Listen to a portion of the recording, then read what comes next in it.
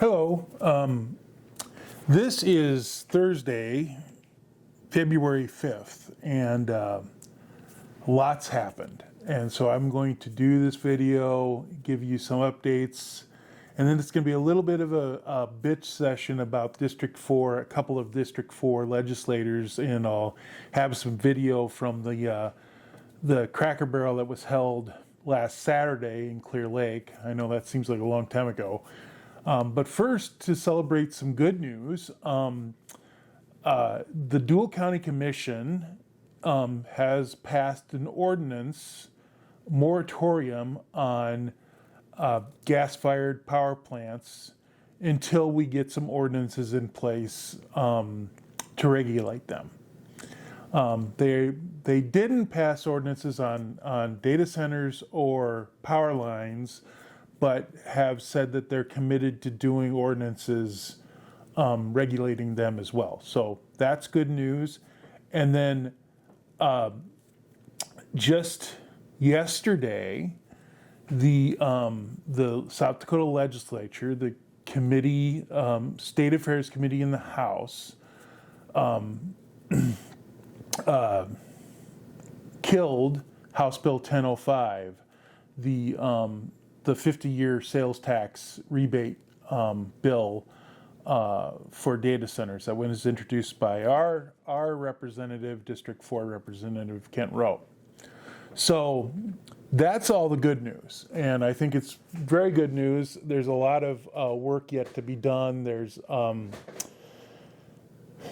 not done by any stretch of the imagination. In fact, we're kind of waiting for the other shoe to drop on the legislation, because in South Dakota, legislation can be brought up out of committee through a process called smoking out, and right to the House of the floor of the House if it gets a 2/3 vote. So people are still making calls and sending in emails to convince the legislators to make sure that this bill does not get reconsidered.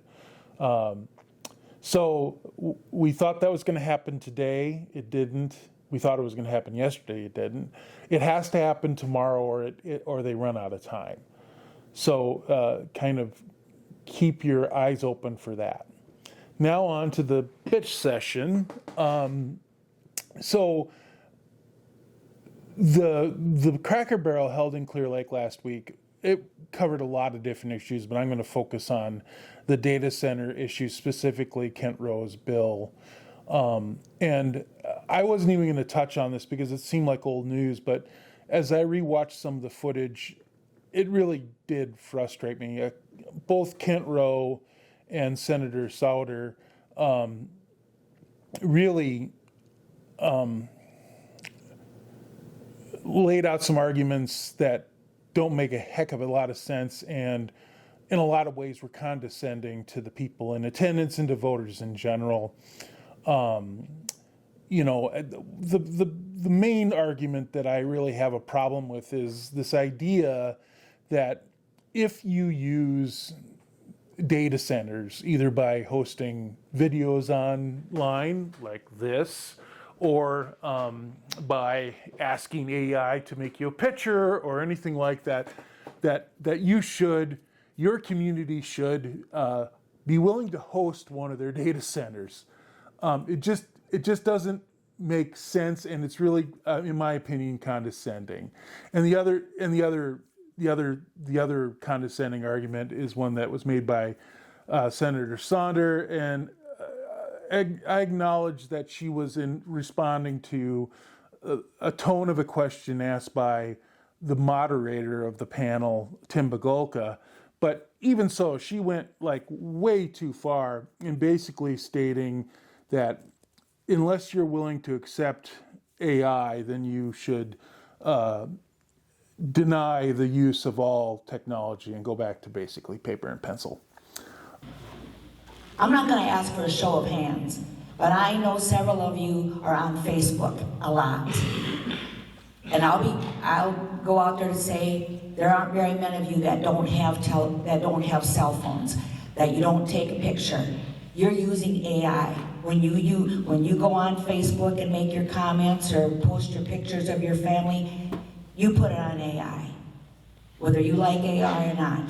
If you don't like AI, get rid of your computers, get rid of your cell phones, and you only run on paper and pencil. Okay, so I was thinking about this tax break bill, and I started doing some math, which is incredibly dangerous. I've put in my figures a lot of sliding scales in the hopes of not embarrassing myself, but I still may just directly embarrass myself by doing this math. But go along with me for the ride on this tax break bill. So I'm just going to talk about the one data center that they're thinking about they want to build here near Toronto. And they say that that's a $16 billion investment.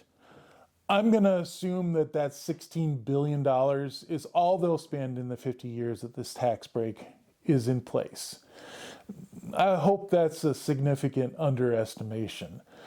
And I don't know exactly how much of an investment would be applied to the tax break. So I'm going to assume it's half of that investment. So that's $8 billion. So if we take a 4% tax on $8 billion over 50 years, that's $320 million.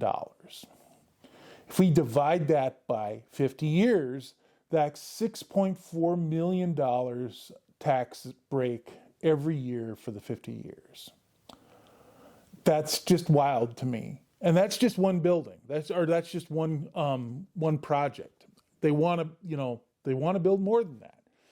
So let's say there's 10 projects like that that get built during the applicable time that this tax break is in effect. So put a zero behind those numbers. Okay, but now getting back to this one project that's $6.4 million tax break a year. What if South Dakota decided to really invest in small businesses and beginning farmers? And what if instead of, spending time this year considering a $6.4 million tax break on this industry that, has nothing to do with South Dakota besides wanting to be here, we decided to spend half of that a year, $3.2 million on incentives and programs to help beginning farmers and small businesses. What would that do? In my opinion, that kind of investment made by a state could really change. Heck, a percentage of that kind of an investment made by the state could really, really jumpstart thinking into small businesses and beginning farms. And that's what we always say are the drivers, the force behind what makes South Dakota work, our farmers, and small businesses.